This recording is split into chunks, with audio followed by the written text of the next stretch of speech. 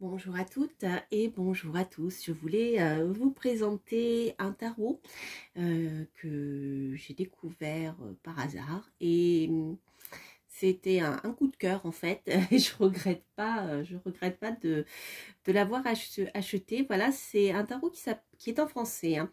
Il est aux éditions, il a été édité aux éditions Exergue.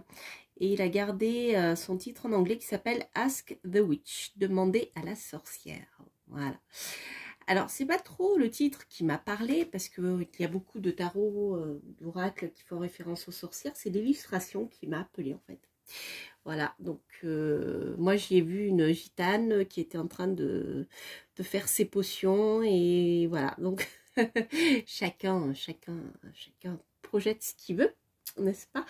Voilà, je voulais vous le présenter. Donc c'est un tarot qui a été créé par Francesca Matteoni et les illustrations c'est Simone Pace. Je pense que ça se prononce comme ça. Voilà, donc aux éditions Exergue. Alors c'est un coffret qui est petit. Alors j'aime beaucoup. Je vais vous dire pourquoi. Je trouve que c'est déjà c'est un coffret, c'est un tarot qui a un très bon rapport qualité-prix. La qualité est très très bonne et comment dire, les cartes sont de très bonne qualité. On va le voir ensemble, mais aussi voilà, c'est un petit coffret. Donc il prend pas trop de place, il est épais, mais parce que voilà, le tarot est épais, il prend pas trop de place. C'est vrai que quand on aime beaucoup les oracles et les tarots, quand on est cartomancienne, même si voilà, on n'achète pas tous les tarots qui sortent, mais il faut dire qu'au bout d'un moment, on commence à en avoir quelques-uns. Et il y en a forcément un nouveau qui est mieux que les autres, hein, n'est-ce pas? Vous devez savoir ça, vous qui me suivez. Donc c'est vrai qu'au niveau de la taille, je trouve que c'est intéressant parce qu'il ne prend pas toute la place. Voilà. Donc j'aime bien ce coffret. Il est sur le bord, il est magnétisé. Je ne sais pas si vous entendez. Clac. Voilà. Alors, il y a un livre, hein, donc petit, hein, enfin petit mais adapté au coffret, qui est très très bien. Il est relié, donc c'est pas, je sais pas si vous voyez là, il y a des cahiers, donc c'est pas un dos carré collé, ce qui fait que c'est quelque chose, un livre qui va durer dans le temps, avec une reliure, hein, en carton. Ça c'est très important au niveau de la qualité. Et donc le jeu est dedans dans un boîtier. Alors c'est comme les cartouches en carton dans laquelle on trouve la plupart, on trouvait les anciens jeux en fait, avant que on ait des packaging plus en dur. Et voilà, donc là le carton, vous voyez, c'est plus fin. C'est les cartouches de l'ancien temps. Mais moi ça me gêne pas du tout, parce que en fait le jeu, on le met dans ce petit coffret et il est protégé autant. Donc je trouve que c'est très bien. Alors au niveau de la qualité, donc on est dans un format tarot ici, format tarot traditionnel. Voilà, les lames sont plus fines et hautes, hein, contrairement aux oracles où ils sont un peu plus larges. Et au niveau de la qualité, les cartes sont épaisses, sont assez épaisses, et elles glissent très très bien. Voilà, c'est super qualité. Je vais vous montrer le dos. Donc il n'y a pas de contour naturel. Et là, au dos, on a une sorte de labyrinthe en fait. Voilà, c'est très joli. Et c'est très neutre. Alors, juste, je regarde, parce que j'ai l'impression que mon truc glisse. Voilà, alors ça c'est pour le côté technique. Alors pour le côté intéressant de ce tarot, intéressant sur le plan contenu, c'est un tarot qui est créé sous le type du Rider-Waite-Smith. Donc vous avez des arcanes majeures qui sont comme ça, et ensuite vous avez eh bien ce genre d'illustration, donc qui est très particulière puisqu'il se base sur l'univers des sorcières. Donc vous avez, voyez, tous les arcanes mineurs qui sont illustrés. Donc le 3 de coupe, pour retrouver l'esprit du Rider-Waite, pour ceux qui connaissent. le 4 d'épée, la reine de denier. Mais on reste dans l'esprit sorcière en fait. Et voilà, si vous connaissez le Rider-Waite, vous n'aurez aucun problème à travailler avec. Vous voyez, le 2 de coupe.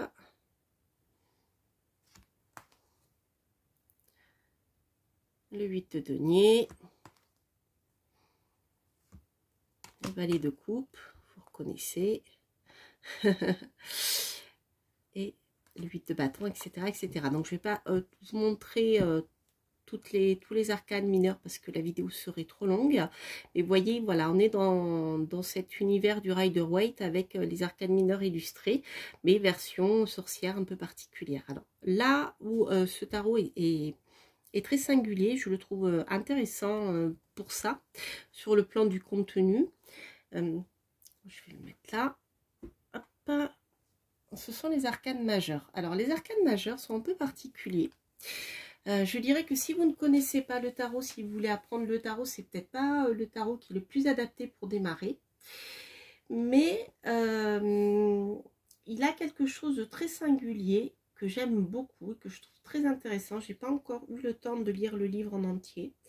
Mais je le trouve très parlant parce que finalement, pour chaque arcane majeur, a été rattaché une sorcière ou un personnage qui est important dans l'univers ésotérique à travers le monde. Je vais vous expliquer ça.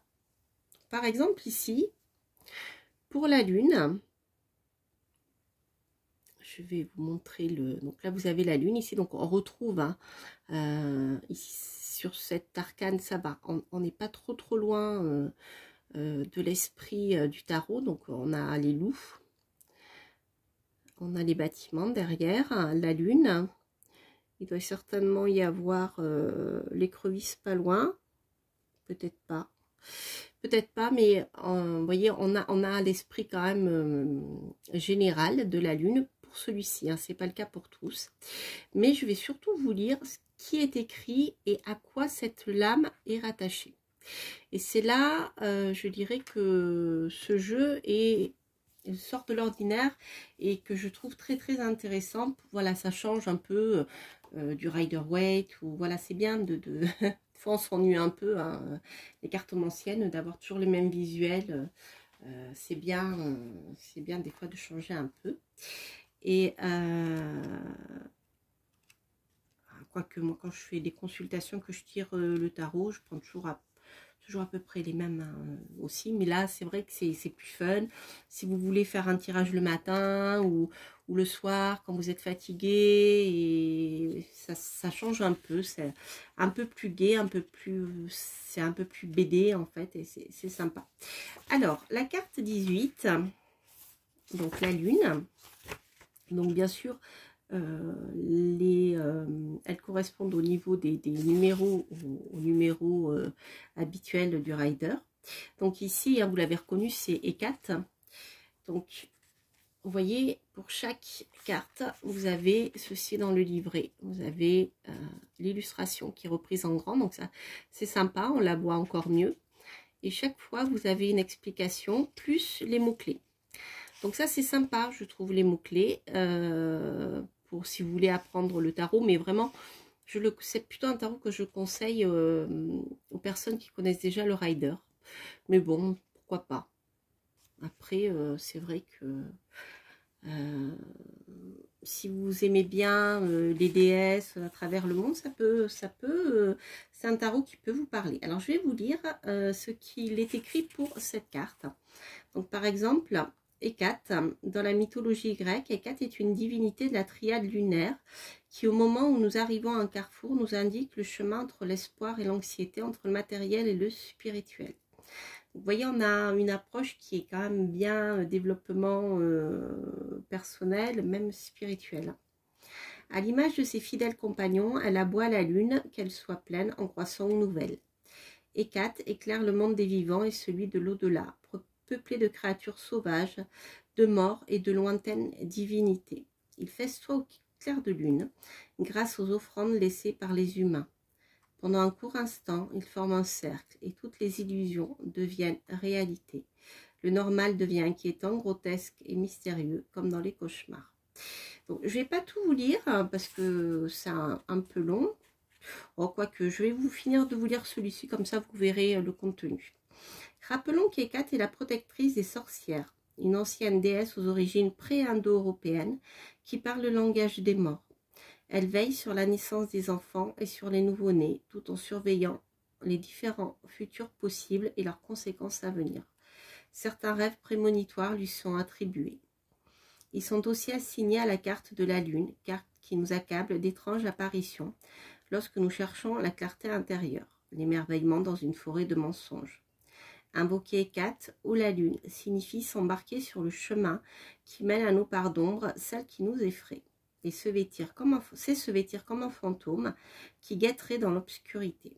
C'est dans les ténèbres que nous élaborons nos formules magiques et que nous réveillons telle étoile qui brille de mille feux à sa mort. Voilà.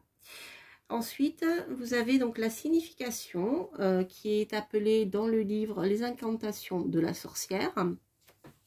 Donc là, vous avez le côté positif et le côté négatif. Donc dans le côté positif, on a rêve, intuition, nature, sauvage, clairvoyance, subconscient. Et négatif, trahison, anxiété, névrose, peur, incompréhension, etc. Donc on a les significations du tarot en général. Alors, donc ça c'était pour la lune. Ensuite, par exemple, tempérance. Donc la tempérance, 14, je vais vous la montrer. Voilà. Hop.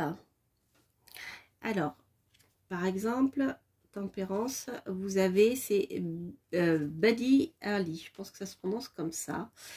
Et là, nous sommes dans la spiritualité irlandaise. Donc, une sorcière irlandaise qui s'appelle, ou alors Biddy peut-être. Biddy ou Buddy, ouais, c'est ça. Donc, là, je ne vais pas vous lire tout en entier, mais vous avez, voyez, un chapitre qui est très, très important. Donc, pour savoir où elle se situe dans le symbolisme en Irlande, en tant que sorcière, voilà pourquoi elle a été rattachée à la tempérance. Et puis surtout son histoire. Donc ça, c'est, je trouve que le livre finalement est super intéressant. Je sais pas pourquoi je dis finalement, mais il a son intérêt en plus de l'originalité du jeu. Qui est rigolo avec CBD, etc. Je trouve qu'il a, voilà, il a cet intérêt qui nous permet de découvrir eh bien, d'autres histoires à travers le monde. Et moi, j'adore ça. J'ai toujours aimé découvrir comment par exemple, eh bien, différents peuples dans le temps, dans l'histoire, à travers le monde, considérer certains aspects de la spiritualité. Et j'ai toujours, depuis toujours en fait, j'ai toujours compris qu'on parlait de la même chose mais avec un langage différent. Et ça m'intéresse beaucoup parce que finalement c'est tellement riche, il y a tellement de choses à découvrir que voilà, je trouve c'est sympa. Je trouve que ce petit livre est vraiment bien fait. Et il apprend beaucoup de choses. Voilà, donc là vous avez tempérance. La roue de fortune avec les Nornes, ici. Donc là, on est dans le symbolisme nordique. Des amoureux. Alors, les amoureux, si je ne sais plus qui c'est, je vais vous dire ça. Titania. Voilà, Titania. Ensuite, le magicien. Alors, le magicien, nous avons Circé. Donc là, nous sommes dans l'histoire d'Ulysse. Alors, celle-ci, je crois que c'est une déesse africaine. J'ai oublié son nom, je vais vous dire, c'est Oya. Et Oya est l'une des orishas, les divinités du folklore Yoruba, peuple du Nigeria. Voilà. Ensuite, là, on est plutôt en Inde. avec Hiérophante qui est devenu,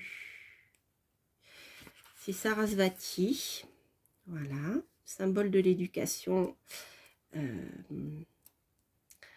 dans l'hindouisme et tibétain, puisqu'il nous parle de l'Himalaya, je suppose. Une déesse hindoue, voilà. Sarasvati, donc Sarasvati,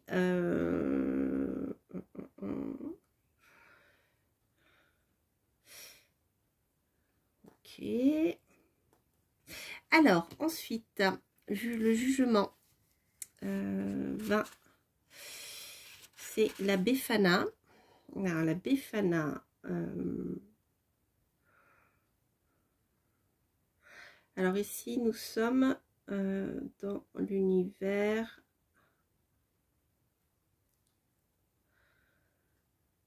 Alors, durant les premières nuits, je lis en même temps, hein, durant les nouvelles nuits de la nouvelle année, une vieille sorcière vole dans le ciel. Dans l'ancien folklore, elle est le symbole de l'année écoulée, la gardienne des récoltes à venir. Dans la tradition commune, elle apporte des cadeaux aux enfants et rend aux adultes leur capacité d'émerveillement. Alors, j'essaye de savoir... ah non, c'est dans une tradition chrétienne. Selon la tradition chrétienne, la Befana aurait indiqué aux 3 rois mages le chemin vers l'étape du Christ. Intéressant, les amis. On me l'avait caché. J'ai pas pris ça, moi. Donc, c'est très intéressant. Vous voyez, on découvre plein de choses intéressantes. J'adore ce jeu. Voilà, cette originalité. Là, c'est Jeanne la Folle. Donc, c'est...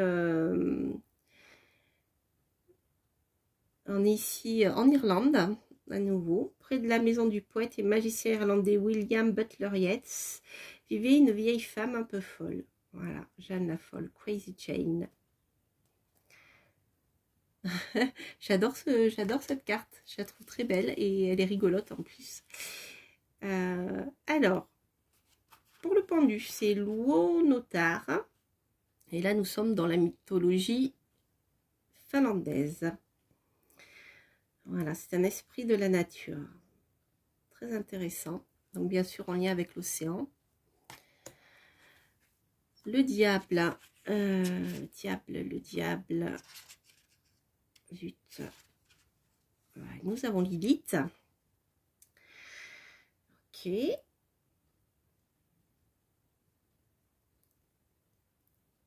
Alors ici, on part dans tout ce qui est les textes judéo-chrétiens, en fait. Hein. Hop. Ensuite, le monde. Ici, on serait plutôt en Asie. 21. Alors, ça, excusez-moi si je le prononce mal. Nous sommes en Chine ici avec Zhivangmu. Du haut de la cordillère du Kulung, Xivangmu, la reine mère de l'Ouest de la légende chinoise, sait que le voyage est long et qu'il franchit les frontières du temps et de l'espace. Voilà, donc vous voyez après, il y a un petit travail d'appropriation, mais bon, si vous connaissez le tarot, après ça vient en plus. Hein, la grande prêtresse. Alors ici, on dirait que nous sommes... J'ai l'impression que nous sommes dans la cordillère des Andes, je ne sais pas pourquoi. Pas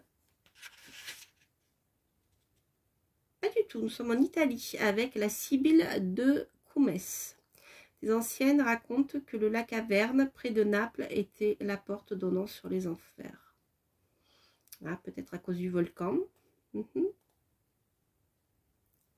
Intéressant. Ensuite, l'ermite 9.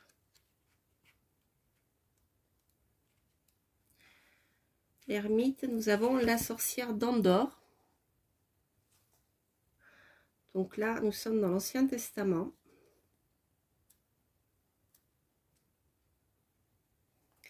Ensuite, la mort. C'est Baba Yaga.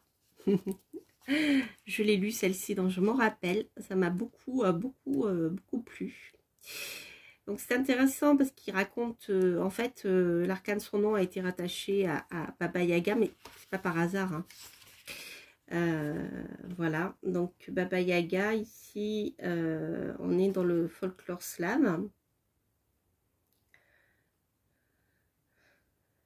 Donc, l'auteur nous dit: en sa présence, le paysage dépéri devient fantomatique, perdant ainsi tout moyen de défense. Baba Yaga porte en elle la mémoire des morts et de leur passage dans l'autre monde, et donc de leur renaissance, ce qui exige un sacrifice, une capitulation et l'acceptation du changement radical. Voilà, après, donc le texte est plus long, il vous explique un peu plus en détail qui est Baba Yaga et son histoire. Donc on comprend mieux pourquoi elle est rattachée à la mort. Écoutez la croissée de son horrible voix grinçante, saisis cette chance, déleste-toi jusqu'à la moelle, et à partir de cette moelle, réincarne-toi. Vous voyez, c'est vraiment, il y a un gros travail de recherche, je trouve vraiment passionnant ce petit livre. Ensuite, ici, Justice, nous avons Sedna. Et nous sommes dans l'Arctique, dans la mythologie inuite. Nous sommes chez les Inuits, les amis. Voilà, j'adore, c'est un jeu qui nous fait voyager à travers la spiritualité dans le monde entier et le temps et l'espace. Je trouve ça génial. Voilà, c'est un beau jeu pour vos vacances. Et en plus, il n'est pas très grand, vous pouvez le mettre dans votre valise. Alors, l'empereur, ça sera la fée Morgane. Donc, dans la tradition celte. Tips, ok. Ensuite, le soleil, là, nous sommes chez les Incas. Ah non, en Égypte. On dirait Bastet 19. C'est ça. C'est bien un chat, comme j'ai pas mes lunettes. Oui, c'est ça. Voilà, donc là nous sommes dans la vallée du Nil, dans l'Égypte ancienne. Voilà. Alors, ensuite, nous avons la force en 8. C'est Jeanne d'Arc, c'est rigolo. Donc là, nous sommes dans la guerre de 100 ans.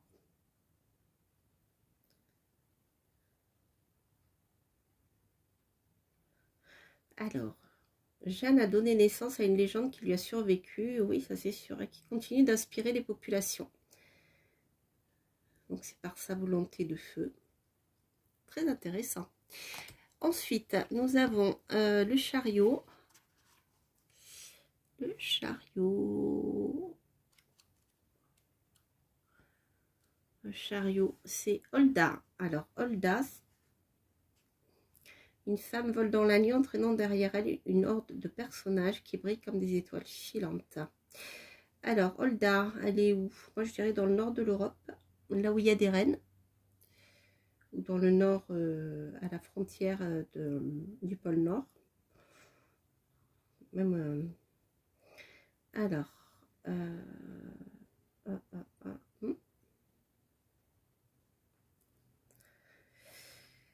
Bon, je le trouve pas, c'est pas grave. Je vous laisserai le découvrir.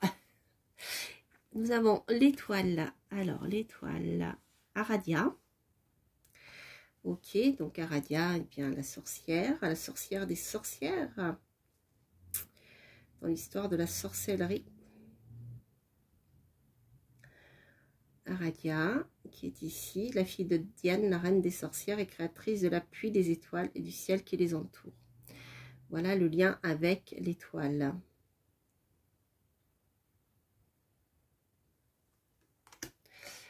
Ensuite, vous avez l'impératrice qui m'a beaucoup plu. Et en fait, c'est pas du tout une gitane, vous allez rigoler. C'est Ceridwen dans les légendes galloises, en fait. Voilà. Qui est rattachée ici à l'impératrice. Voilà, voilà les amis. Alors, je vois que le temps a passé. Alors, ce que je vais faire, je vais pas faire un tirage avec les arcanes mineures. Je vais prendre que les majeurs ici. Et puis, on va faire un tirage. Alors, vous avez le choix entre le corbeau de la sorcière qui est ici. Vous avez le choix entre eh bien, la sorcière du Bayou qui est ici. Ding ding. Donc vous pouvez poser une question. Je vais tirer une seule carte parce que je vois que la vidéo est longue déjà. Et donc vous pouvez soit poser une question par poupée, soit poser une seule question et choisir un tirage. Donc on va commencer par le corbeau de la sorcière et on terminera ici eh bien, par la sorcière du Bayou. Alors, hop.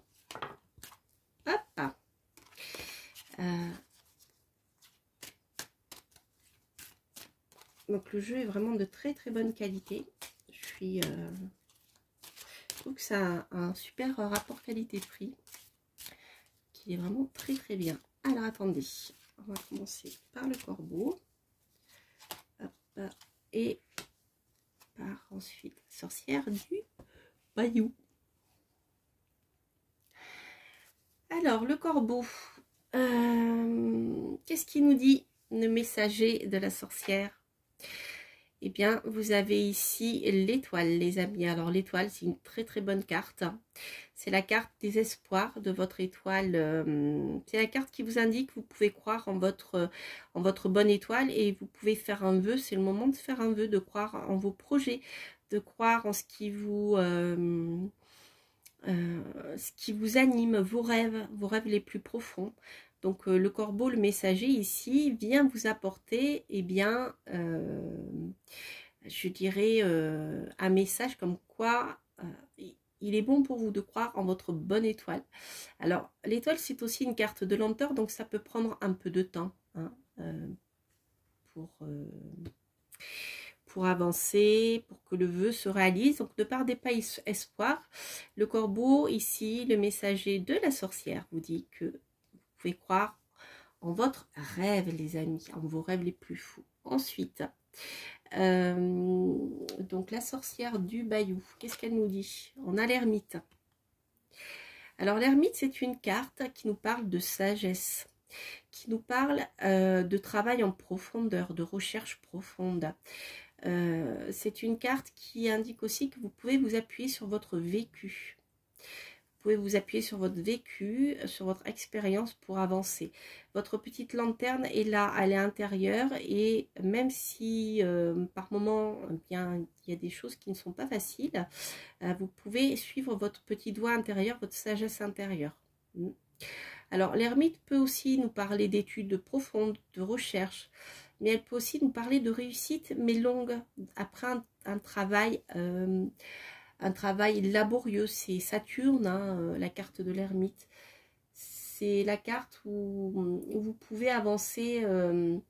Voilà, si vous vous donnez les moyens de mettre en place vos projets, si vous travaillez vraiment dessus, eh bien, c'est une carte qui vous indique que ça fonctionnera. Pas tout de suite, mais beaucoup plus tard. Donc là, c'était le message de la sorcière du Bayou. Donc, n'hésitez pas à approfondir, à ne pas lâcher, surtout ne pas abandonner. N'abandonnez pas, continuez de travailler. C'est sûr, si vous ne faites rien, ça ne fonctionnera pas avec l'ermite.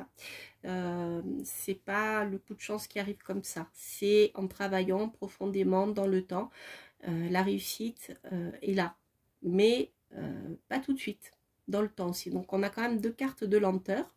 Une qui vous dit que vous êtes protégé avec le messager et l'autre avec la sorcière qui vous dit restez comme la sorcière dans votre grotte à travailler durement en fait et ne pas lâcher prise et vous verrez la réussite plus tard au bout du chemin.